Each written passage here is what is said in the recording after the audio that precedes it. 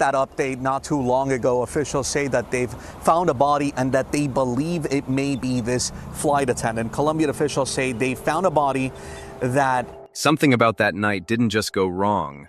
It unraveled. A routine layover, the kind flight crews experience hundreds of times, suddenly twisted into something far darker, something that refuses to make sense. One moment, everything is normal.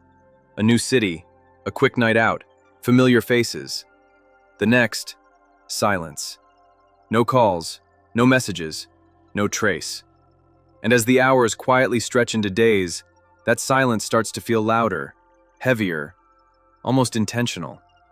Because this isn't just about someone going missing, it's about the unsettling gaps, the strange details, and the kind of questions that only get more disturbing the deeper you look. What makes this case especially unsettling isn't just the disappearance itself. It's how quickly everything went from routine to completely unexplainable. Eric Fernando Gutierrez Molina wasn't new to this life. For over 8 years, he had been navigating cities, time zones, and cultures as a flight attendant for American Airlines. Travel wasn't just part of his job, it was his identity. His social media reflected that clearly. Snapshots from Turkey, Hungary, Mexico, a life constantly in motion, but always with a pattern. He would go, and then he would come back. Except this time, he didn't. It started like any other. On the evening of March 21st, Molina traveled with his crew from Miami to Medellin, Colombia, a quick turnaround. Just a short layover before heading back to the United States early the next morning. Nothing unusual, nothing that would raise concern. But somewhere between landing in that vibrant city and the scheduled return flight, something shifted. The last confirmed normal moment came that same night. Molina spoke with his longtime partner, Ernesto Carranza. It wasn't a distress call. It wasn't urgent. It was casual. He mentioned going out with coworkers. And honestly, that makes perfect sense. When your time in a city is limited, you make the most of it. You go out, you unwind, you explore. Especially in a place like Medellin, known for its nightlife, its energy, its allure. But what began as a simple night out slowly turns into a timeline filled with gaps. According to local Colombian reports, Molina went to a nightclub in the El Poblado neighborhood with a female coworker. Now, El Poblado isn't just any area. It's one of the most popular spots for tourists. Restaurants, clubs, nightlife. It's where visitors are drawn. It feels safe. It feels alive. And that's exactly what makes what happened next even more disturbing. At some point during the night, Molina and his coworker reportedly met 2 men at the club. Strangers. But not uncommon in a social setting like that. Conversations happen, drinks are shared, and plans change. The report suggests that the group decided to continue the night somewhere else, an after-party, possibly at another location. And that decision might have been the turning point. Hours later, things take a sharp and confusing turn. Authorities reportedly found Molina's coworker in a disoriented state in a completely different area. She wasn't just tired or intoxicated. She was described as confused enough to require medical attention. She was taken to a hospital. And just like that, the last person known to be with Molina couldn't clearly explain what had happened. That alone raises serious concerns. But then another layer gets added. Local officials later revealed that the individuals Molina and his coworker were last seen with may have a history of committing theft using a substance known as scopolamine, often referred to as devil's breath. This drug is particularly disturbing, not just because of what it does physically, but because of how silently it works. It's odorless, tasteless, and once it takes effect, victims can become disoriented, lose memory, and in some cases, completely lose control of their actions. And here's the chilling part. According to advisories from the US Embassy in Colombia, this isn't rare. This method has been repeatedly used in tourist-heavy cities like Medellin, Bogota, and Cartagena. Victims are targeted, manipulated, and robbed, often with little to no recollection of what happened. Now suddenly, the situation surrounding Molina doesn't just feel mysterious, it starts to feel calculated. Authorities claim they've identified the individuals who were last with him. They've reportedly tracked vehicles, phones, movements. But despite that, there's a silence around what's actually being done with that information. No public confirmation of arrests, no detailed statements, just fragments. And then comes one of the most confusing aspects of this entire case, the timeline of his last known location. There are two separate reports. One suggests Molina was last physically seen in the La America neighborhood in the early hours of Sunday morning. That's a residential area, not exactly where you'd expect someone visiting the city for a night out to end up. The second report indicates that around the same time, a message was sent from his phone suggesting he was at an Airbnb back in El Poblado. Two locations, both plausible, both miles apart, and both raising the same question: which one is real? Because depending on that answer, the entire direction of the investigation changes. What's clear, though, is this: Molina never made it back. He didn't show up for his scheduled return flight. He didn't contact his crew. He didn't reach out again to his partner. And as hours turned into a full day, concern escalated quickly into alarm. A missing persons report was filed, not just in Colombia, but also back in Dallas, where Molina was based. Now multiple agencies are involved: the FBI's Dallas field office, the U.S. Embassy, the State Department, Colombian National Police, everyone working, but still, no answers. And that's where the weight of this case truly starts to settle in. Because when someone disappears in a foreign country, the rules change, the environment changes, the access to information changes, and sometimes, the truth becomes a lot harder to reach. Every passing hour makes this more critical. Every missing detail makes it more unsettling. And right now, the only thing that's certain is that something happened in those few hours that no one has been able to fully explain. What makes this situation even more unsettling isn't just what we know. It's everything that doesn't quite line up. The kind of inconsistencies that don't scream for attention immediately, but once you notice them, you can't ignore them anymore. Because when timelines start splitting and key witnesses can't remember anything, the entire foundation of an investigation becomes fragile. And that's exactly where this case is right now. Let's go back to that night. Molina arrives in Medellín with his crew. Everything is routine. He checks in, settles down, and later that evening, decides to go out. Nothing unusual there. In fact, for flight attendants, short layovers often mean quick windows to decompress, to step outside the constant pressure of the job. And Medellín, with its vibrant nightlife, is almost designed for that kind of escape. So when Molina tells his partner he's heading out with coworkers, it doesn't raise any alarms. It's normal, predictable even. But then, somewhere between that decision and the early hours of the next morning, the timeline fractures. According to reports, Molina and his coworker meet two men at a nightclub in El Poblado. Now this detail matters, not because meeting new people is unusual, but because of what comes next. The group allegedly decides to continue the night elsewhere, a different location, a more private setting, possibly an Airbnb. That shift, from a public space to a private one, is often where visibility disappears. And in cases like this, that's where control changes hands. Hours later, Molina's coworker is found disoriented in a completely different neighborhood. Not just slightly confused, completely unable to piece together what happened.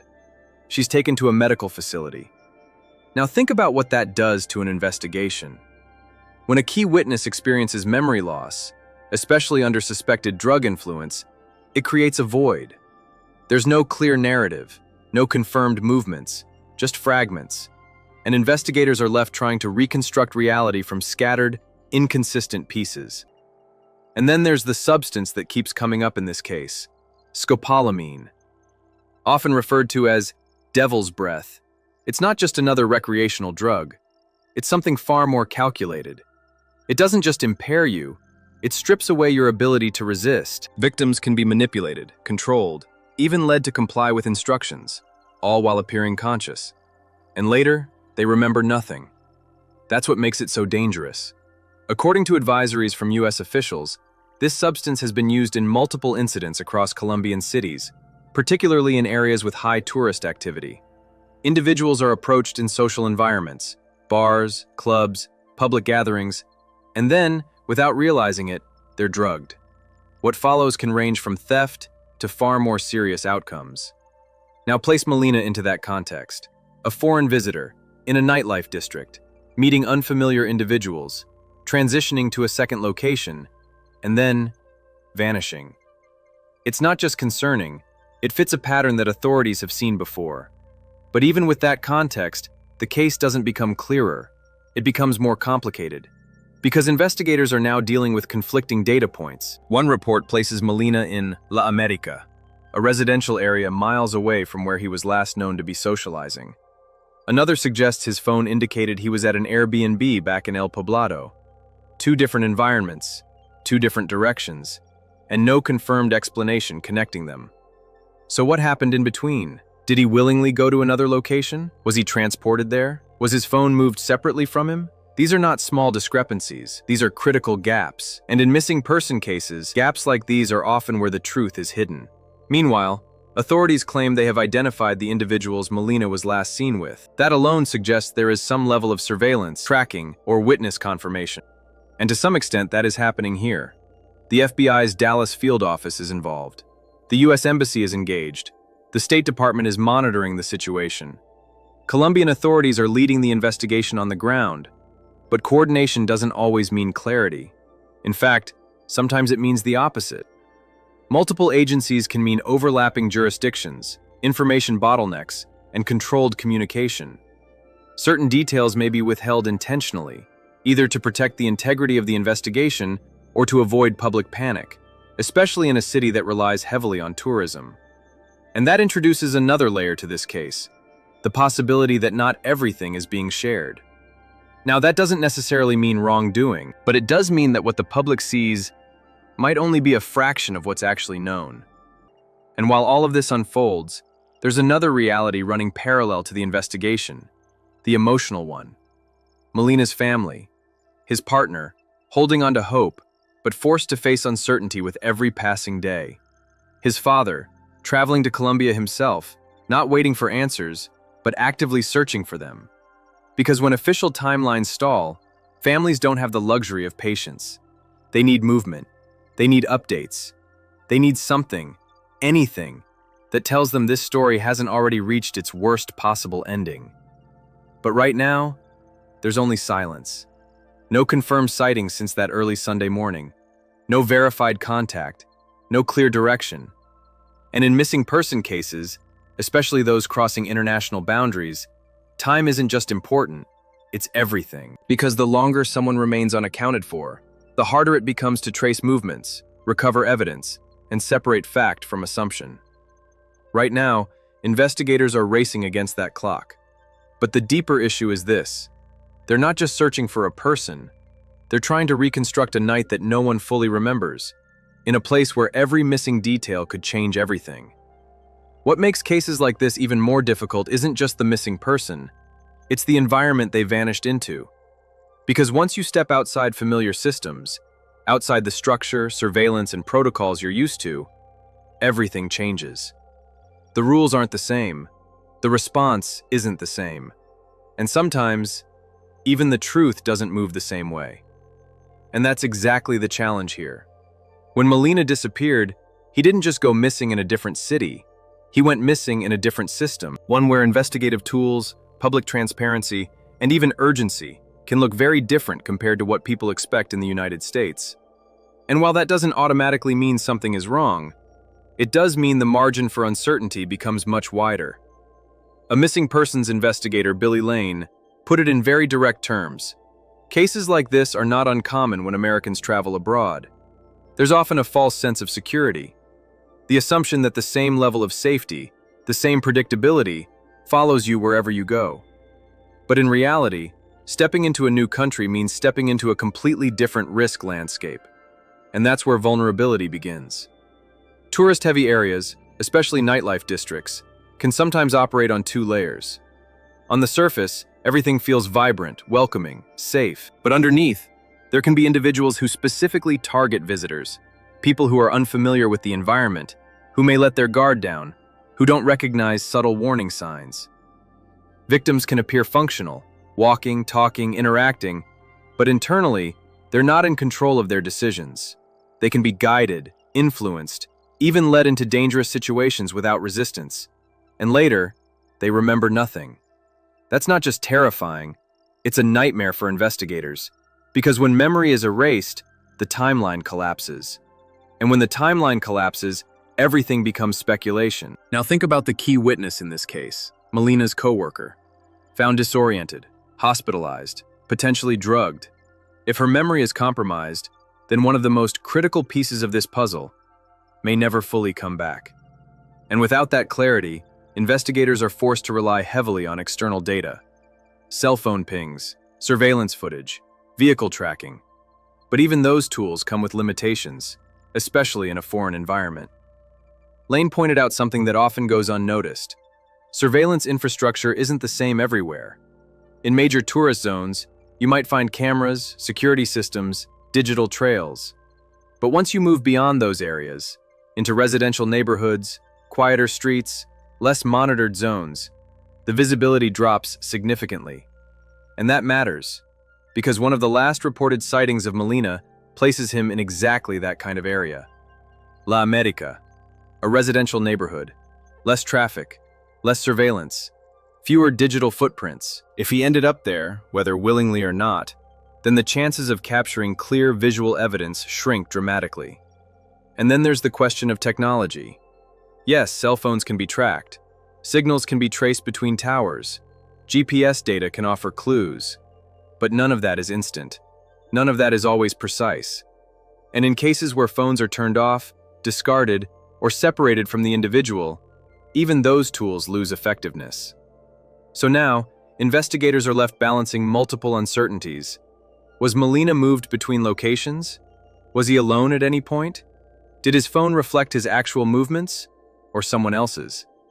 And perhaps most importantly, where did the trail actually end? Because right now, there is no confirmed endpoint, just possibilities. Now, while all of this unfolds on the ground, there's a parallel effort happening behind the scenes, coordination between agencies. The FBI, particularly its Dallas field office, is involved. The U.S. Embassy is engaged. The State Department is monitoring the situation. Colombian National Police are leading the investigation locally. And on paper, that sounds like a strong network of support. So while it may appear that multiple organizations are working together efficiently, the flow of information may still be slower than expected. And that delay can be critical. Because in missing person cases, especially those involving potential criminal activity, the first 48 to 72 hours are often the most important. That's when leads are freshest, when witnesses are most reliable, when digital trails are still active. But here, that window has already passed. We're now well beyond that point. And that's when cases start to shift, from immediate response to long-term investigation, from active tracking to reconstruction. And that shift is where things become harder. Because now, instead of following a clear path, investigators are trying to rebuild one, piece by piece, clue by clue, without knowing which detail will actually lead somewhere.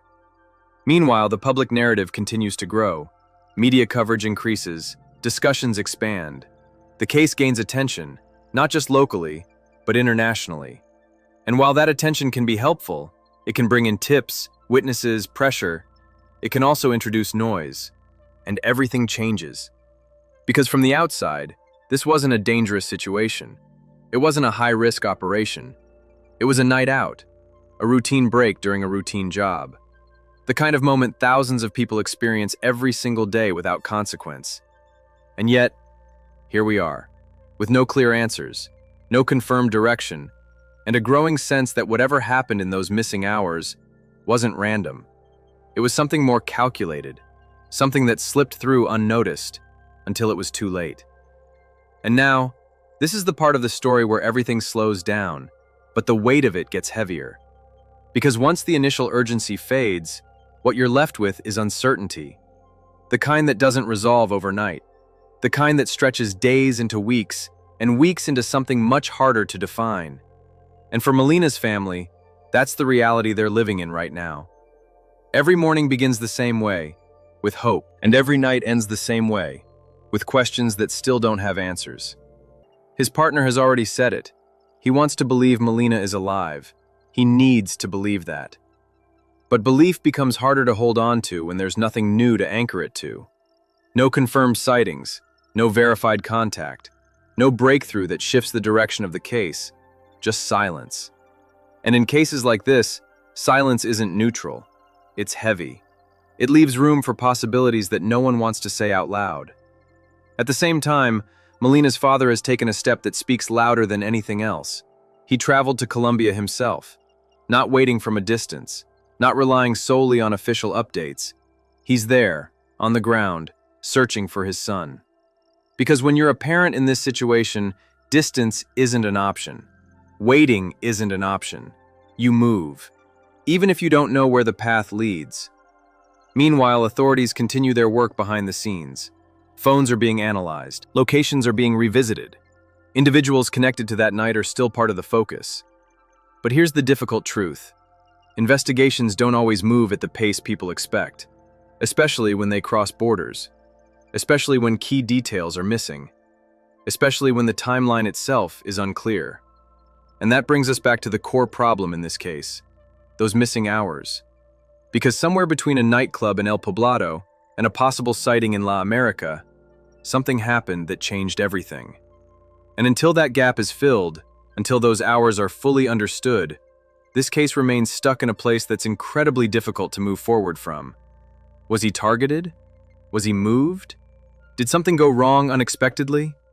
Right now, every possibility is still on the table. And that's what makes this so unsettling. Not just the disappearance, but the lack of a single, clear direction. No definitive theory, no confirmed sequence, just overlapping pieces that don't quite connect yet. But here's where cases like this sometimes change. It's not always a major breakthrough. It's not always a dramatic discovery. Sometimes, it's a small detail. A witness who remembers something later. A piece of footage that was overlooked. A tip from someone who didn't realize what they saw actually mattered. And that's why attention matters. Because the more people who are aware of this case, the higher the chance that one missing piece, that one detail, finally surfaces. Right now, Eric Molina isn't just a name in a report. He's a person with a life, a family, a story that didn't just stop, it was interrupted. And until there's clarity, until there are answers, that story is still unfolding. And maybe that's the most important thing to remember here. This isn't over. Not yet. So if you've been following along, take a second to support this case. Share it. Keep it visible, because awareness can sometimes be the difference between a case going cold and a case finally breaking open. And I want to hear from you. What do you think happened during those missing hours? Do you believe this was random or something more deliberate? Drop your thoughts in the comments. Let's talk about it. And if you want more deep dives like this, stories that don't just inform you, but pull you into the details, make sure you like this video, subscribe to the channel, and turn on notifications so you don't miss what's coming next. Because some stories deserve attention, and this is definitely one of them.